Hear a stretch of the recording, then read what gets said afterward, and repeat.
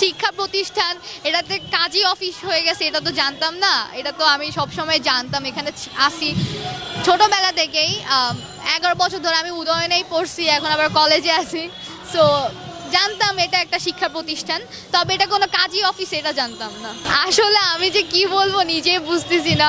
কুচবি চলতেছে এখন রিসেন্টলি, এটাও চলতেছে যে মানে শাহবাগে সবাই আন্দোলন করতে আসতেছে, কারো বিড়াল মরে গেছে আন্দোলন করতে আসতেছে, কারো কিছু হয়েছে ঢাবিতে আসতেছে। কি বলবো আমি নিজে বুঝতেছি না যে গণবিবাহের আয়োজন করছে শিক্ষার্থীরাই, এটা কোনো লজিক হয় নাকি আমি নিজেই জানি না। নিজেরাই এখন আবার কাজী হয়ে গেছে, এখন কিছু সেটা আপনি কিভাবে দেখছেন? আমার কাছে তো এটা জাস্ট একটা মিমি লাগছে, আর কিছু না। এটা just একটা আপনি কি করতেন?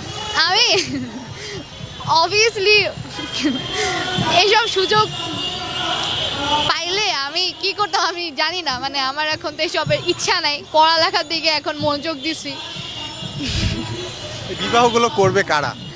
শিক্ষার্থীরাই, আই ডোন্ট নো। আমি কনটেক্সটের বাইরে, আমি আসলে এত কিছুর মধ্যে নাই, আমি কনটেক্সটের বাইরে। আপনার যদি সুযোগ থাকতো, আপনার যদি কেউ থাকতো, আপনি কি করতেন?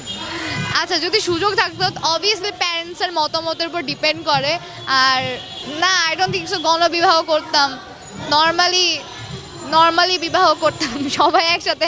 গণবিবাহ করতাম না। না, ব্যাপারটা কি অতি উৎসাহী? উৎসাহী না, অনেক উইয়ার্ড লাগতেছে। আবার পাশাপাশি বিবাহের মতো হ্যাঁ, এটা একটা শিক্ষা প্রতিষ্ঠান, এটাতে কাজী অফিস হয়ে গেছে, এটা তো জানতাম না। এটা তো আমি সবসময় জানতাম, এখানে আসি ছোটোবেলা থেকেই। 11 বছর ধরে আমি উদয়নেই পড়ছি, এখন আবার কলেজে আছি। সো জানতাম এটা একটা শিক্ষা প্রতিষ্ঠান, তবে এটা কোনো